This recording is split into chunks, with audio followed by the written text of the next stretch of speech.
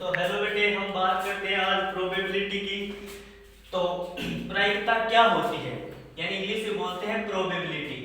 तो वैसे प्रोबेबिलिटी का मतलब हम बड़े बड़े रूप में जाने तो देखो, हमने इंग्लिश में पढ़ा भी है प्रोबेबल। प्रोबेबली आपने सुना भी होगा। और प्रोबेबली मींस क्या होता है, आप सभी को पता है बेटे, क्या होता है शायद। और शायद कहाँ लगाते हैं हम, कोई भी बात हो हम शायद कहाँ लगाते हैं, हम वही कहते हैं कि शायद ये ऐसा हो सकता है, शायद आज ये बरसात हो सकती है, यानी उनकी संभावना है। तो बेटे संभावना के लिए हम प्रोबेबिलिटी का यूज करते हैं। तो वही बात इस प्रायिकता में, सिर्फ संभावनाओं का खेल है बेटे, और उन्हीं का हम अध्ययन करेंगे।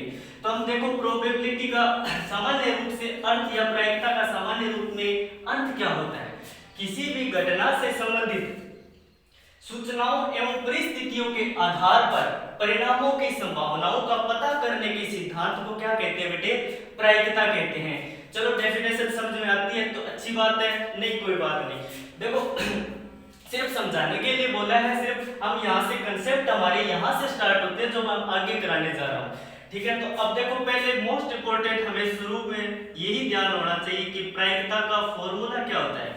तो प्रायिकता का फॉर्मूला होता है बेटे अनुकूल स्थिति बटे कुल स्थिति, यानी अनुकूल स्थिति अपॉन कुल स्थिति। अगर बेटे कुछ बच्चों को ये पता होगा कि ये गलत बता रहे हैं, तो कुछ बच्चे ऐसे भी पढ़ रखा होगा अनुकूल परिणाम बटे कुल परिणाम। तो अनुकूल परिणाम बटे कुल परिणाम। तो बेटे बात एक ही है, चाहे टोटल परिणाम बोल दो चाहे कुल स्थिति बोल दो, एक ही बात है, ठीक है। तो कुल स्थिति अनुकूल स्थिति बटे कुल स्थिति है, अनुकूल परिणाम बटे कुल परिणाम। तो यही प्रायिकता। तो प्रायिकता को हम इससे दिखाते हैं P और E इस ब्रैकेट में दिखाकर। तो प्रायिकता का सूत्र होता है अनुकूल स्थिति बटे कुल स्थिति या अनुकूल परिणाम बटे कुल परिणाम। अब बात करते हैं प्रायिकता होती क्या है, कैसे होती है। देखो प्रायिकता हमेशा एक इंपॉर्टेंट करके बातें ही लिखते जाना, और ये नोट्स ही है और नोट्स बनाते जाना, और जो भी मैं बातें बोलूं आप ध्यान रखना, ये बातें जो भी लिखाई जाए उनसे अगर हम पकड़ में आ गई तो एक भी क्वेश्चन अपना बाहर नहीं जाएगा प्रायिकता से, ठीक है। तो बात करते हैं पहले इंपॉर्टेंट कुछ बातें। एक नंबर बात, प्रायिकता जीरो या जीरो से बड़ी तथा एक या एक से छोटी होती है।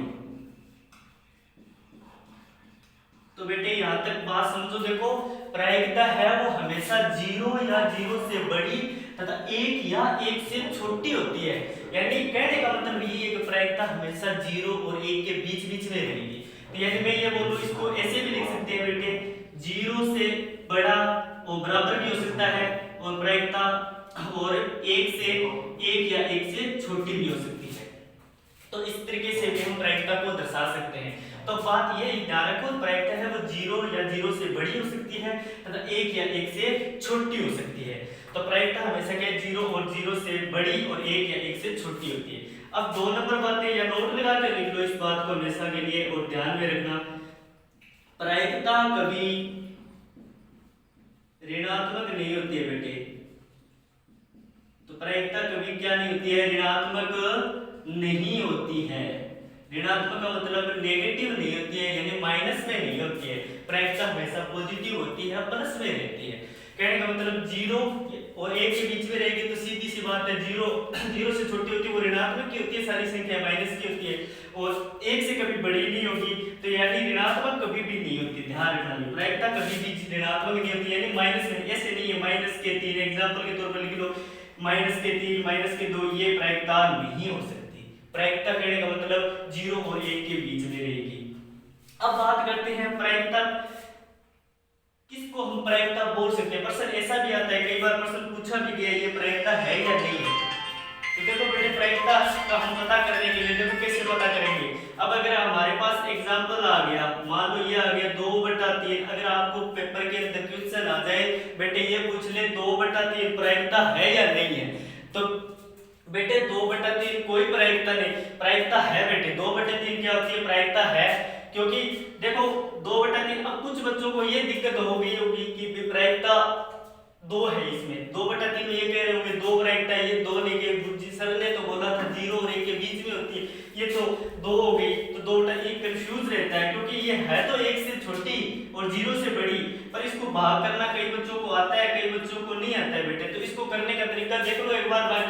बता दूंगा, इसका भी डाउट क्लियर कर दूंगा। यहाँ पर लगाओ पॉइंट बेटे, यहाँ क्या लग जाएगी 0, क्योंकि संख्या छोटी होती है तो फिर उनको बराबर करनी होती है या फिर उससे बड़ी करनी होती है। तो यहाँ पर पॉइंट लगाए, यहाँ पर क्या लग जाएगा 0। तो अब देखो 3 का भाड़ा बटेगा तो कितना आ जाएगा 6 दिया 18 बेटे, और कितने बचे 2 शेष बच। अब देखो अपनी तरफ से यहाँ 0 लगा देंगे बेटे, और यहाँ पर 6 दिया 18, तो यानी आंसर अपना कितना आया 0.66। तो देखो ये 0 और 1 के बीच में ही है प्रायिकता। तो कहने का 2/3 क्या है प्रायिकता। अब इतना करके थोड़ी देखोगे आप, इतना टाइम नहीं होता अपने को, 3.25 घंटे में पेपर पूरा सॉल्व करना होता है, तो उसी को मद्देनजर रखते हुए हम बात करेंगे। अब देखो 2/3 आपको बोले 2/3 प्रायिकता है, हाँ बोलोगे जी होगी। 3/4 प्रायिकता है, हाँ होगी, प्रायिकता होगी। अगर बोलते 5/4 प्रायिकता है तो आप बोलोगे नहीं होगी। क्यों नहीं होगी, इसका भी रीजन है। अब देखो बात करते हैं मुख्य कंसेप्ट की। अब देखो इसमें एक होता है अंश और एक होता है हर। प्रायिकता का लगभग अंश अंश बटा हर में ही आता है, और लगभग अंश बटे हर में ही होती है संख्या। कोई सा भी मान लो, अगर हम बोलते हैं 0 तो 0/1 है, ये अंश 0 और हर 1 है बेटे। तो वैसे सारे अंश हर में होती है। पर बात करते हैं मुख्य के, आप अंश हर किसको बोलते हो, कैसे बोलते हो। तो देखो अंश हमेशा छोटा रहेगा, छोटा रहेगा या हमेशा बराबर हो सकता है। किसके बराबर हो सकता है बेटे, हर के बराबर हो सकता है, यानी हर बड़ा भी हो सकता है और बराबर भी हो सकता है बेटे। यहाँ बात क्लियर। देखो मैं बोल दूं अंश हर से, यहाँ पर इन दोनों का कॉम्बिनेशन है बेटे, यहाँ पर ध्यान रखना। अंश हमेशा छोटा होगा, किससे छोटा होगा, हर से छोटा होगा, ठीक है। और हर बड़ा होगा, किससे होगा बेटे, अंश से होगा, ठीक है। और अंश और हर दोनों बराबर भी हो सकते हैं। अब इसका एग्जांपल लेते हैं। हम बोल दिया, मैंने बोल दिया यहाँ देखो 2/3, तो देखो अंश छोटा है, हाँ तो ये होगी प्रायिकता। यहाँ देखो अंश छोटा है, प्रायिकता होगी। अब 5/4 बराबर हो सकती है, और छोटी भी हो सकती है, पर बड़ी तो नहीं हो सकती। यहाँ पर ये देखो ये प्रायिकता नहीं होगी, यहाँ तक कोई दिक्कत बेटे बोलो तो ये प्रायिकता नहीं हो सकती। ये दोनों प्रायिकताएं हैं। अब बोल दिया जी बराबर कैसे होगी जी, देखो 4/4 भी तो आ सकती है कोई प्रायिकता, तो 4/4 देखो दोनों बराबर है, तो ये क्या है, प्रायिकता है। तो यानी 4/4 को वैसे काटे तो बेटे 1 ही आता है आंसर, तो 1 तो प्रायिकता होती है, ये मैंने पहले ही बोल दिया है, ठीक है। तो 4/4 तो दोनों ये बराबर भी है। आप ऐसे समझ लो, आंसर इतना भी निकाल के आ जाना, कोई दिक्कत नहीं है, पर आपको समझाने के लिए बोल रहा हूँ। कई बार आंसर अपने को देखो हम हल करते 13/52, अगर अपने से कटता है तो 1 बड़े से आता है तो ठीक है, नहीं तो आंसर ये भी सही है। देखो काटने का एक तरीका तो है ही, वो भी हम क्लियर साथ साथ में करते चलेंगे। बाकी देखो ये भी आंसर सही है, तो उसी तरीके से 4/4 तो आंसर कितना आ जाएगा 1। अब यहाँ तक कोई दिक्कत हो तो बोलो। प्रायिकता अंश है वो एक बार दोबारा रिपीट कर देते हैं। प्रायिकता का फॉर्मूला होता है अनुकूल स्थिति बटे कुल स्थिति और अनुकूल परिणाम बटे कुल परिणाम। प्रायिकता 0 या 0 से बड़ी तथा 1 या 1 से छोटी, कहने मतलब 0 भी हो सकती है और 1 भी हो सकती है, और 0 और 1 के बीच में भी होती है। प्रायिकता कभी ऋणात्मक नहीं होती, और ये अपने को बताइए कि अंश हमेशा छोटा भी होता है और बराबर भी होता है, और हर क्या होता है, बड़ा होता है, किससे, अंश से होता है, और बराबर भी हो सकता है। तो बेटे यहाँ तक कोई दिक्कत हो तो बोलो। अब बात करते हैं हम आगे की प्रायिकता के बारे में। तो देखो जितने कहा जाए उतने पर गौर से ध्यान रखते जाना, अपने सारे क्वेश्चन हल कर लेंगे, कोई दिक्कत नहीं होगी। अब बात करते हैं आगे की। देखो 3 नंबर पॉइंट लिखो प्रायिकता में। प्रायिकता में होने की प्रायिकता प्लस होने की प्रायिकता व न होने की प्रायिकता का योग 1 होता है। बेटे ये समझ में आया है या नहीं है। देखो प्रायिकता में होने की प्रायिकता व न होने की प्रायिकता का योग हमेशा कितना होता है, 1 होता है। यानी होने की प्रायिकता और न होने की प्रायिकता को जोड़ दिया जाए। मान लो ये लिख देते हैं होने की प्रायिकता प्लस न होने की प्रायिकता, तो इन दोनों को जोड़ेंगे तो बेटे कितना आ जाएगा, 1 आएगा। ध्यान रखना कई बार इसमें भी क्वेश्चन पूछ लेते हैं और पूछे भी हुए हैं। तो होने की प्रायिकता और न होने की प्रायिकता योग को जोड़ दिया जाएगा तो क्या आ जाएगा 1। अब इसको ऐसे भी लिख सकते हैं PE प्लस, ये तो हो गई होने की प्रायिकता और ये हो गई E डैश, इन दोनों को जोड़ दें तो प्रायिकता का योग कितना आ जाएगा बेटे, 1 आ जाएगा। इनमें भी क्वेश्चन पूछे हुए, जैसे एग्जांपल ले लेते हैं। मान लो क्वेश्चन आ गया आपके पास कि कोई भी घटना है उसके होने की प्रायिकता अपने को दे रखी है, होने की प्रायिकता अपने को दे रखी है कि 0.932, 0.932 ये दे रखी है। अब वो चले न होने की प्रायिकता बताओ, तो कोई दिक्कत नहीं है, कंफ्यूज होने की जरूरत नहीं। इस पर भी एक क्वेश्चन है, वो भी हल करेंगे। पहले ये एग्जांपल के तौर पर आप देख लो। न होने की प्रायिकता पूछी है, तो देखो होने की प्रायिकता दे रखी है और न होने की प्रायिकता पता नहीं, तो हमें पता है एक ही फॉर्मूला याद है बीबी, Pe प्लस Pe डैश बराबर कितना होता है बेटे 1। तो होने की प्रायिकता को किससे दर्शाते हैं, अभी बोला है होने की प्रायिकता को Pe से दर्शाते हैं। तो Pe का मान कितना है बेटे 0.932 प्लस Pe डैश कितना है, न होने की प्रायिकता तो अभी ज्ञात करनी है, तो यानी इसको ऐसा कैसा लिख लो बराबर 1। अब देखो यहाँ पर प्लस के 0.932 है और इधर जाते ही किसका हो जाएगा बेटे माइनस का हो जाएगा। यहाँ पर हल करते हैं Pe डैश बराबर 1 माइनस 0.932। तो अब इसको घटाव करना है, घटाव आता है तो ठीक है, नहीं तो देखो एक बार कर लो। देखो 1 है और यहाँ पर देखो आप इनमें कंफ्यूज होता है। देखो जो कभी 932 से ये बड़े होंगे, 932 नहीं, ये 0.932 है। और दशमलव के बाद जो भी संख्या होती है बेटे अलग अलग बोली जाती है, ऐसे नहीं है 0.932। ये कोई बोलने का तरीका नहीं है, सही बोलो लैंग्वेज के हिसाब से। मैं का रूल ये कहता है दशमलव के बाद जितनी भी संख्या आती है उनको अलग अलग बोला जाता है, यानी 0.932। तो यानी अब देखो इसमें तो दशमलव है ही नहीं, एक में से कैसे घटाएं, तो कोई दिक्कत नहीं बेटे, इसके आगे दशमलव लगा लो और जितने दशमलव के बाद इसमें अंक उतने इनमें जीरो लगा लो बेटे। तो ये कितना हो जाए 1.000।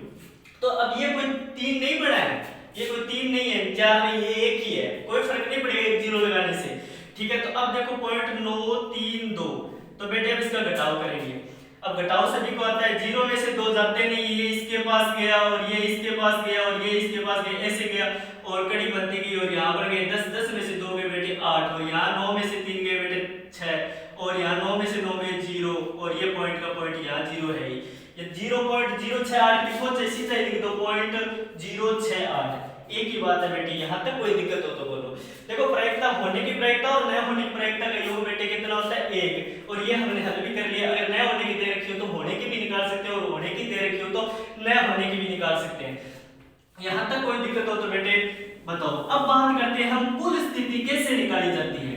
देखो एक एक की बात करेंगे और इनमें क्वेश्चन कैसे बनते हैं हम सारे नोट्स में क्लियर कर लेंगे, आगे तक जाने की कोई आवश्यकता नहीं है, क्वेश्चन अपने आप हल होंगे, बस नोट्स जितने बताए जा रहे हैं वो हल करते जाइए। अब बात करते हैं हम क्वेश्चन किस किस टाइप से, 3 नोट्स थे, वो तीनों नोट्स अच्छी तरीके से ध्यान में रखना और कोई भी दिक्कत नहीं है। अब बात करते हैं प्रश्न कैसे कैसे बनते हैं, प्रश्न निर्माण। तो प्रश्न निर्माण कैसे होता है, प्रश्न देखो किस किस टाइप से पूछे जाते हैं। यहाँ पर देखो इसमें से पूछे जाते हैं, एक तो होता है सामान्य प्रकार के क्वेश्चन, सिर्फ नॉर्मल टाइप के क्वेश्चन, वो भी बता दूं कैसे बनते हैं, ठीक है। फिर आता है अपने सिक्के पर प्रश्न बनते हैं और फिर बढ़ते हैं अपने प्रश्न पासे पर बढ़ते हैं, फिर बढ़ते हैं अपने जन्म दिवस पर बनते हैं और फिर अपने क्वेश्चन बढ़ते हैं बेटे कैलेंडर पर भी बढ़ते हैं, कैलेंडर पर लीप वर्ष लीप वर्ष ये भी बढ़ते हैं और भी कोई एक्स्ट्रा बनेंगे तो उस हिसाब से देख लेंगे। पहले हम बात करते हैं सामान्य प्रकार के प्रश्न कैसे बढ़ते हैं। सिर्फ नॉर्मल क्वेश्चन है और ये नॉर्मल ही क्वेश्चन माने जाते हैं, हार्ड लेवल के नहीं, बस समझते जाना बेटे, एक एक बात समझ में आएगी। प्रायिकता का फॉर्मूला की बात की, प्रायिकता का फॉर्मूला क्या होता है बेटे, अनुकूल स्थिति बेटे कुल स्थिति, प्रायिकता 0 और 1 के बीच में होती है, ये सब बातें हम जान चुके हैं। अब इससे आगे बात करते हैं। अब मान लो इसमें सामान्य प्रकार के बारे में पता करते हैं कि होता क्या है।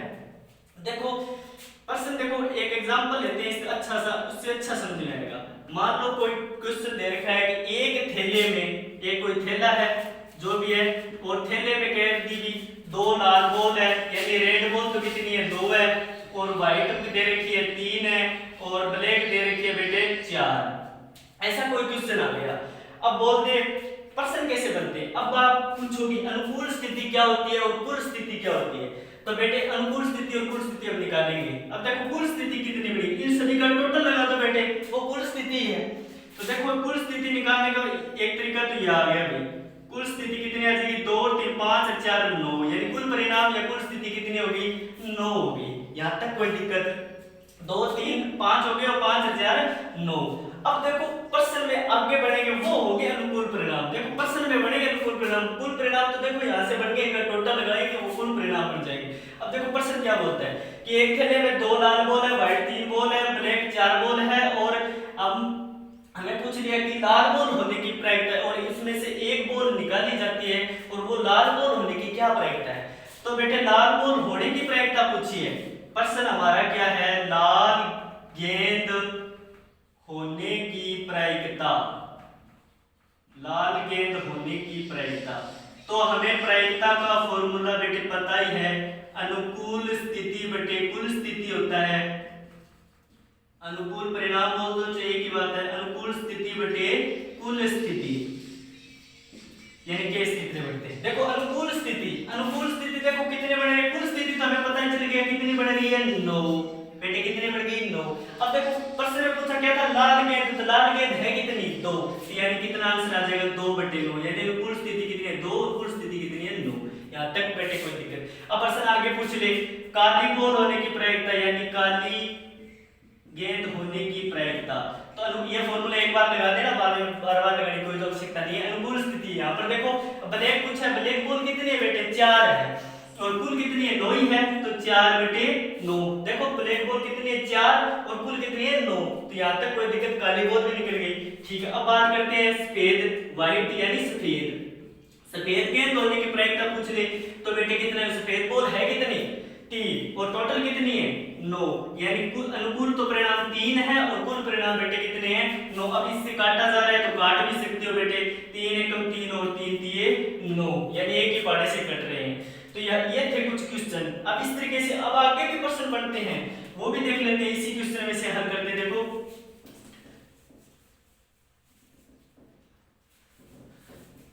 यही क्वेश्चन है। अब पूछ ले, लाल बॉल नहीं होने की प्रायिकता, लाल गेंद नहीं होने की प्रायिकता, किसकी नहीं होने की प्रायिकता, लाल बॉल नहीं होने की प्रायिकता। तो बेटे इनका भी पूछा जा सकता है। तो इसका क्या होगा, लाल गेंद नहीं, तो लाल गेंद नहीं होगी तो बेटे सीधा सा हिसाब है कि लाल नहीं होगी तो फिर ये दोनों ही होगी। तो बॉल तो कितनी है टोटल, कुल स्थिति तो 9 ही है, तो लाल को छोड़ दो, लाल को छोड़ दे तो क्या बची, व्हाइट और ब्लैक। तो व्हाइट कितनी है, 3, और 3 + 4, यानी टोटल कितनी होगी, 7/9। यहाँ तक कोई दिक्कत बेटे, यानी फॉर्मूला लगा देना, अनुकूल स्थिति बटे कुल स्थिति, और 3 प्लस यानी ये हो सकती है। अब ऐसे ही कहते हैं काली बॉल नहीं होने की प्रायिकता, प्रश्न कैसा भी बन सकता है, इसके साथ साथ कंप्लीट करते चलो। अब काली नहीं होने, काली को रोक दो। अब देखो बच्ची क्या, 2 रेड है, 3 व्हाइट है, टोटल कितनी हो गई, 2 + 3, और टोटल कितनी है, 9, ये कितने हो गए, 5/9। यहाँ तक कोई दिक्कत, 5/9 आ जाएगी। अब बात करते हैं सफेद नहीं होने की प्रायिकता, सफेद नहीं होने की प्रायिकता। तो सफेद नहीं होने की, तो सफेद को छोड़ दो, बाकी काउंट कर लो। सफेद छोड़ देते हैं तो ये कितने, 2 और 4 बचे, इसको देखो तो 2 + 4, तो कितना हो जाएगा, 2 + 4, टोटल कितनी है, 9। तो कितने हो जाएंगे, 6/9, ये कट भी रहे हैं 3 के बाड़े से, 3 दूए 6 और 3 दिए 9, कितना आ जाएगा, 2/3। तो ऐसे प्रश्न बनते हैं। प्रश्न कैसे भी आ सकता है, होने की और नया होने की दोनों तरीके से बता दिए, और वैसे भी कर सकते हो आप, जो फॉर्मूला लिखवाया था वैसे भी कर सकते हो, लेकिन ये आसान रहेगा तरीका, इस तरीके से हम कर सकते हैं। ये तो थे सर सामान्य टाइप के क्वेश्चन। अब बात करते हैं बेटे सिक्के से संबंधित कैसे प्रश्न आते हैं और सिक्के को हल कैसे करना है, और यही से सब प्रश्न हैं बनते हैं और आते भी हैं। अब बात करते हैं सिक्के से संबंधित। अब देखो सिक्का, सिक्का को आप जानते हैं इंग्लिश में क्या बोलते हैं, कॉइन बोलते हैं। कॉइन आप जानते हो, सिक्का पेन वाला सिक्का नहीं है, वो सिक्का है ऊंचा उछाला जाता है, 1 रुपए का, 2 रुपए का, वो सिक्के। तो देखो सिक्का, अब पहली बात ये आ जाती है कि इसकी कुल परिणाम कैसे निकालेंगे। तो देखो मैं एक फॉर्मूला दिखा रहा हूं, उस हिसाब से कर लेना। देखो अब सिक्के की कुल स्थिति ज्ञात करने का फॉर्मूला या ज्ञात करने का सूत्र, यानी कुल स्थिति ज्ञात करने का सूत्र क्या होता है, सिक्के की कुल स्थिति कैसे ज्ञात करेंगे। तो इसका फॉर्मूला, तो सिक्के के कितने पासे होते हैं हमें पता है, 2, तो 2 के उसके ऊपर क्या लगा दो n, ये n होगा, यहाँ पर लिख लेना। n का मतलब होता है कितनी बार उछाला जाता है, और उससे संबंधित है। और सिक्के में दो ही पासे होते हैं, हमें पता है, वो हेड होता है और एक क्या होता है, टेल। ठीक है, अब हमें पता होना चाहिए हेड किसके, हिंदी के अंदर पता होना चाहिए, हेड तो इंग्लिश के अंदर कहते हैं, टेल भी इंग्लिश के अंदर कहते हैं। तो बेटे हेड और टेल में कंफ्यूज दूर करता हूं। अब देखो हेड, हेड में हेड इंग्लिश हिंदी में कहते हैं चित्त, और टेल को क्या कहते हैं बेटे, पट। अभी कंफ्यूज है कि दोनों में क्या कुछ होगा।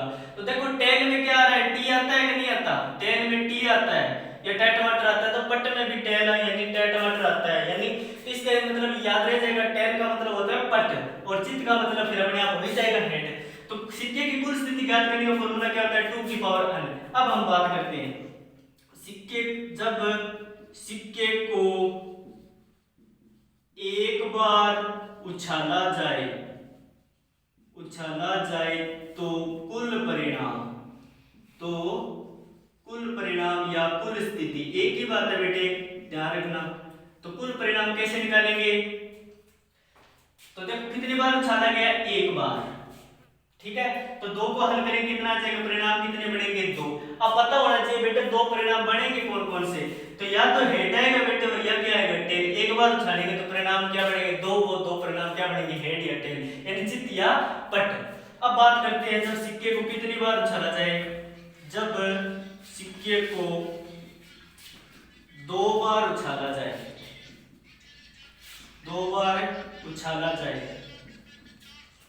जब एक सिक्के को दो बार उछाला जाए, देखो यहां पर जब एक सिक्के को कितनी बार उछाला जाए, दो बार उछाला जाए, या फिर दो सिक्कों को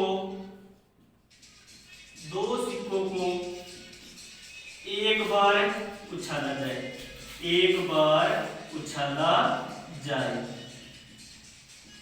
बात एक ही है बेटे, चाहे ऐसे बोल दो एक सिक्के को दो बार उछाला जाए बेटे, चाहे इसको ये बोल दो दो सिक्कों को एक बार उछाला जाए, बट बात एक ही है। तो देखो चाहे हमें कह दूं एक सिक्के को दो बार फेंको, चाहिए कह दूं दो सिक्कों को एक बार फेंको, एक ही बात है, इस पर ध्यान रखना। तो मैं देखो अपना फॉर्मूला 2 की पावर n है, तो कितनी बार फेंका गया, दो बार। अब इसको हल करेंगे तो कितना आ जाएगा, दो को दो बार लिखोगे कितना आ जाएगा, चार परिणाम। अब चार परिणाम कैसे कैसे बनेंगे वो भी देख लो। पहली बार उछाला हेड आ सकता है, पहले सिक्के पर हेड आया, दूसरा उछाला तो भी हेड आ गया, आ सकता है ये, ठीक है। तो पहली बार उछाला हेड आ गया, दूसरी बार उछाला टेल आ गया, ये भी हो सकता है। पहली बार उछाला टेल आ गया, दूसरी बार उछाला हेड आ गया, ये भी हो सकता है। और दोनों बार टेल टेल भी तो आ सकते हैं। तो बेटे ये चार परिणाम ये बनेंगे, यहां तक कोई दिक्कत हो तो बोलो। अब चार परिणाम इस तरीके से बनेंगे, head head, head tail, tail head और टेल टेल, इस तरीके से परिणाम बनेंगे। अब बात करते हैं जब सिक्के को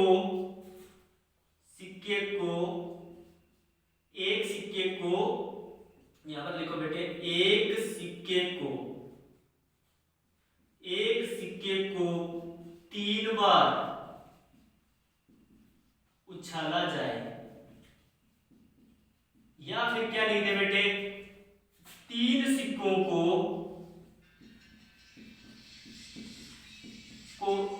एक बार उछाला जाए, कितनी बार उछाला जाए, एक बार उछाला जाए। बात एक ही है, चाहे मैं कह दूं एक सिक्के को तीन बार उछाला जाए, चाहे मैं कह दूं तीन सिक्कों को एक बार उछाला जाए, बेटे बात एक ही है, कंफ्यूज मत होना। तो इसका परिणाम देखो कितने निकलेंगे, कुल परिणाम 2 की पावर 3, यानी 2 को कितनी बार लिखेंगे, तीन बार। 6 मत कर लेना कि पहले 2 बने फिर 4 बनेंगे, अब की बार 6 बनेंगे, 8 बनेंगे बेटे, 2 चौके 2 दुए 4 और 4 दुए 8, बेटे 8 परिणाम बनेंगे। प्रश्न ये पूछ लेता है कई बार एक सिक्के को तीन बार उछाला जाता है, कुल कितने परिणाम बनेंगे, तो आप बोलोगे 6, क्योंकि 2 के 4 बनते हैं तो 3 के 6 बनेंगे, 6 नहीं बनते बेटे 8 बनते हैं, ठीक है। तो इसका ध्यान रखना। अब 8 परिणाम बनते कौन कौन से, इसको भी लिख लो। देखो पहले उछाला हेड आ गया, दूसरा दोबारा उछाला हेड आ गया, और तीसरा उछाला तो भी हेड आ गया, हो सकता है ऐसे। इसी तरीके से पहले उछाला हेड, दोबारा उछाला तो टेल। फिर आगे बात करते हैं एच, फिर टी और एच भी आ सकता है, फिर क्या आ सकता है, टी एच और एच भी आ सकता है, फिर तीनों बार टेल टेल भी आ सकते हैं, फिर टेल टेल हेड भी आ सकते हैं, फिर टी एच टी भी आ सकते हैं, और फिर एच टी टी। देखो परिणाम 8 हो गए बेटे, 1 2 3 4 5 6 7 8। तो तो देखो ये 8 परिणाम होगा, उनको करने का थोड़ा सा तरीका देख लेना कैसे करते। देखो हेड तीनों बार लिख लिए, अब इस बार क्या है, इस हेड को हटा दो और यहाँ पर टेल दे आओ, ठीक है। तो ये हो गया दूसरा। अब टी को यहाँ से यहाँ लेके आ जाओ, ये देखो यहाँ लेके आ गए और यहाँ पर वापस हेड कर दो, ठीक है। अब देखो इस टी को यहाँ उठा के लेके आओ, टी आ गया और अचल से लिख दिया। अब इसी तरीके से तीनों बार टेल टेल लिखो। अब देखो वैसे ही करते जाएंगे, 2 बार टी और यहाँ पर क्या कर दिया अचल। अब इस एच को यहाँ चक के लेके आओ, तो ये एच आ गया और ये अचल, फिर यहाँ से यहाँ लेके आओ पहले नंबर पर। तो इस तरीके से 8 परिणाम बनेंगे। अब बात करते हैं इनमें पर्सन कैसे बनते हैं। सबसे मोस्ट इंपोर्टेंट बातें हैं बेटे, पर्सन कैसे बनते हैं। पर्सन हल करने आ गए तो पर्सन अपने आप आपके नंबर कोई नहीं रोक सकता। प्रायिकता में से 4 नंबर की एक्सरसाइज है, 4 नंबरों में से पूरे पूरे मिल जाएंगे। देखो बात करते हैं, पहले पर्सन पूछे जब सिक्का एक बार उछाला गया हो। अगर पर्सन ये पूछ ले बेटे कि जब सिक्के को एक बार उछाला गया हो तो हेड आने की प्रायिकता, तो बेटे देखो हेड आने की प्रायिकता कितनी है इसमें। सिक्का कितनी बार उछाला गया, एक बार बोला गया है, तो कितने परिणाम है, हेड कितनी बार आया बेटे, एक बार आया है, तो क्या आ जाएगा 1/2। समझ आ गया। अगर पूछ ले टेल आने की प्रायिकता, तो टेल बेटे कितनी बार आया है, एक बार आया है, तो कितना आ जाएगा 1। कुल परिणाम तो ये है ही कितने 2, तो कितना आ जाएगा 1/2। यहाँ तक कोई दिक्कत हो तो बोलो। अब पर्सन ये भी आ सकता है हेड नहीं आने की प्रायिकता, तो बेटे हेड नहीं आएगा तो फिर क्या आएगा, टेल आएगा। तो टेल आने की प्रायिकता बेटे कितनी हो जाएगी 1/2। नहीं हेड नहीं होने की प्रायिकता कितनी हो जाएगी 1/2। अगर ये पूछ ले टेल नहीं होने की प्रायिकता, तो टेल नहीं है तो बेटे हेड होगा, तो हेड कितनी बार है, एक बार, तो कुल परिणाम कितने हैं 2। यानी बेटे देखो यहाँ पर ये सिर्फ पर्सन करते हैं। अगर पूछ ले हेड आने की प्रायिकता कितनी आ जाएगी 1/2, टेल आने की पूछ ले तो कितने आ जाएगी 1/2। अब हेड नहीं की पूछ ले तो कितना आ जाएगा बेटे 1/2, और टेल नहीं की पूछ ले तो कितना आ जाएगा बेटे 1/2। बात समझ में आई बेटे। अब बात करते हैं, अब एक सिक्के को 2 बार उछाला जाए, 2 सिक्कों को एक बार उछाला जाए, बात एक ही है, परिणाम 4 ही बनेगा। 4 परिणामों को ध्यान रखना, यही से पर्सन बनते हैं। अब पर्सन क्या बनेगा देखो, अब पर्सन ये पूछ ले दोनों बार हेड आने की प्रायिकता क्या है, तो हमें चारों परिणामों को पता है तो आंसर बता दें, नहीं तो रटना पड़ेगा। फिर रटने से कोई फायदा नहीं, कुछ सीखोगे नहीं, ऐसे हल करते जाना, ये सीख लो अच्छी तरीके से। तो देखो मोस्ट इंपोर्टेंट 3 तक ही पूछता है, 3 तो बहुत कम पूछता है, वैसे 2 तक ही पूछता है, लेकिन हमें 3 तक पता होना चाहिए। वो इसलिए करे कि 8 आप 6 मत कर दो इस हिसाब से। तो अब 4 उछाले तो अपने आप कर सकते हो, 16 बनेंगे परिणाम। अगर मैं कहता हूं सिक्के को 4 बार उछाला बेटे, तो कितने परिणाम बनेंगे 2 की पावर 4। हल करोगे 2 की पावर 4 बेटे कितना आ जाएगा 8 दूनी 16, ठीक है। तो बेटे कितना आ जाएगा 16 परिणाम। तो अब बात करते हैं 3 तक ही होता है वैसे पर्सन, आप 2 अब 2 की बात करते हैं। तो पर्सन पूछ लिया आपको एक सिक्के को 2 बार उछाला जाए, चाहे पूछ ले 2 सिक्कों को एक बार उछाला जाए, बात एक ही है। अब पर्सन बन जाए कि दोनों बार हेड आने की प्रायिकता, तो दोनों बार हेड आने की प्रायिकता कितनी है, देखो एक ही जगह है, 2 बार हेड यहीं आ रहे हैं, तो इसकी प्रायिकता पूछे तो क्या आ जाएगी 1/4 आ जाएगी। कोई दिक्कत बेटे, यहाँ तक कितनी आ जाएगी 1/4। अब अगर पूछ ले दोनों बार टेल आने की प्रायिकता, तो कितनी आ जाएगी बेटे 1/4 ही आएगी। यानी दोनों बार टेल तो कितनी बार आ रहे हैं, एक बार आ रहे हैं। अब पर्सन पूछ ले पहली बार में टेल आने की प्रायिकता बताओ, तो पहले नंबर पर टेल कितनी बार आ रहा है, देखो एक नंबर यहाँ पर आ रहा है और एक नंबर यहाँ पर आ रहा है, तो कितने हो गए 2 परिणाम हो गए, यानी कितना हो जाएगा 2/4। और कट के इसका आंसर बेटे कितना आ जाएगा 1/2। पहले नंबर पर टेल पूछा है तो पहले नंबर पर यहाँ पर भी आ रहा है और यहाँ पर भी आ रहा है, ठीक है। अगर पूछ ले पहले नंबर पर हेड आने की प्रायिकता, तो हेड ही यहाँ पर भी आ रहा है और यहाँ पर भी आ रहा है, तो बेटे कितना आ जाएगा 1/2, इसका आंसर आ जाएगा। अब बात करते हैं बेटे थोड़ी इंपॉर्टेंट बातें हैं, वो उनमें से क्वेश्चन पूछे जाते हैं, वो देखो कैसे पूछे जाते हैं, ठीक है। यही से प्रश्न सारे हल हो जाएंगे बेटे, थोड़ा सा ध्यान रखना, एक बार समझ में नहीं आए तो दोबारा देख लेना वीडियो को, कोई दिक्कत नहीं है, यही रहेगी। तो बात करते हैं कैसे इसको हल करेंगे। तो देखो प्रश्न पूछा है, अब 2 बातें होती है वो ध्यान रखना, एक तो होता है कम से कम और एक होता है अधिक से अधिक। 2 बातें होती है, दोनों बातों को गौर से समझ लेना, आपको पूरा समझ में आ जाएगा। एक तो होता है कम से कम और एक होता है अधिक से अधिक। अब यही प्रश्न बनता है अगला।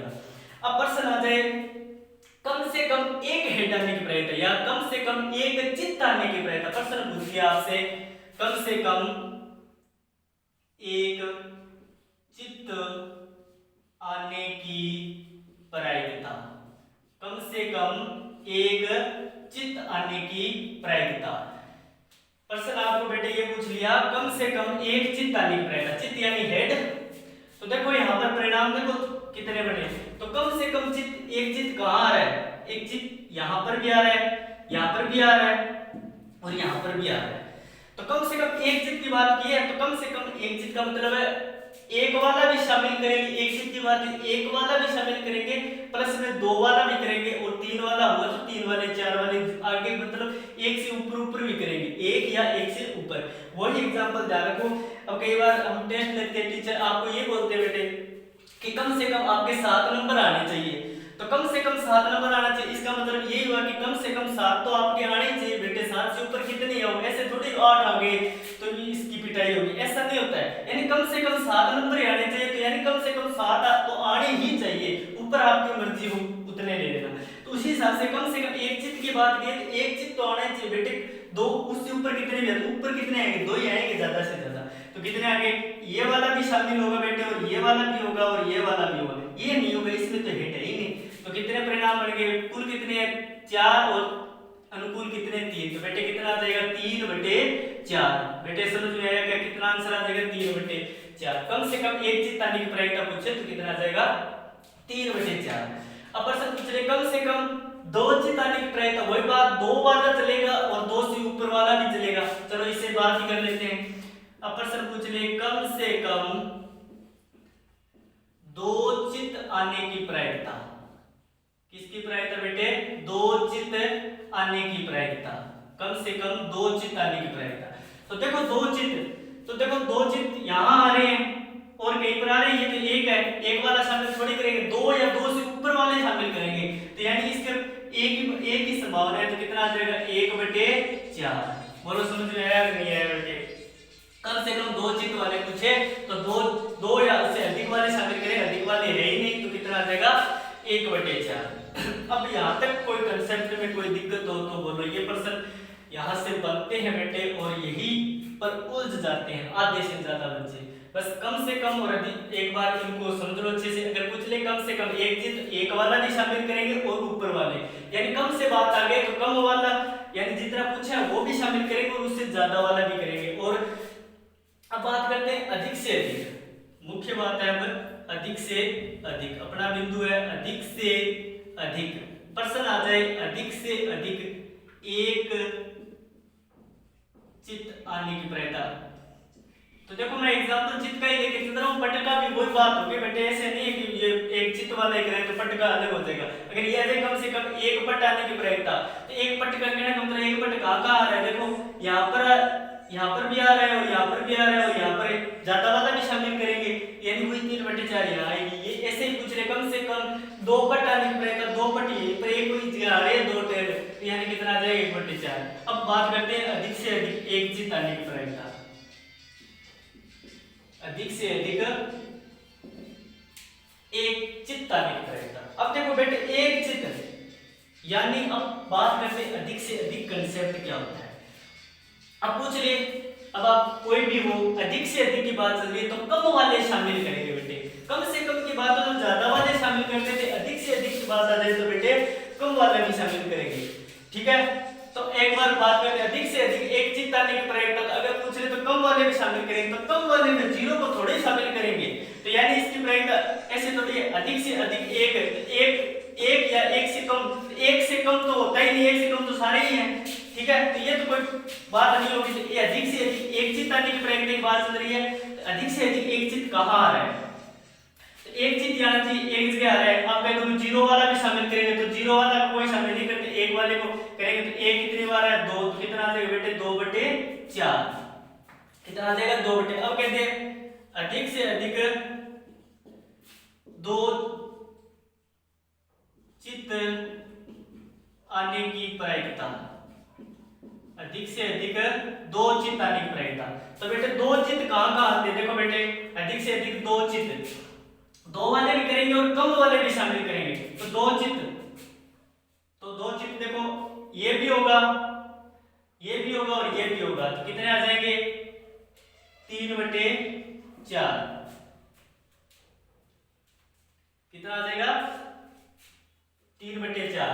तो अब अधिक से अधिक 2 जीताने की प्रायिकता पूछे तो कितना आ जाएगा, अधिक से अधिक 2 तो कम वाले भी शामिल करेंगे, कम वाले कितने 2 और 2 वाले 2 से कम, तो ये हो जाएगा। और अगर पूछे अधिक से अधिक 1 जीत तो 1 वाला भी शामिल करेंगे और 1 से कम वाले, तो कम वाले को देखो कि कहां पर है, तो है ही नहीं, तो ये आ जाएगा इस तरीके से 2/4। ये इस तरीके से बात करेंगे और आगे की जो बातें हैं वो हम कल करेंगे।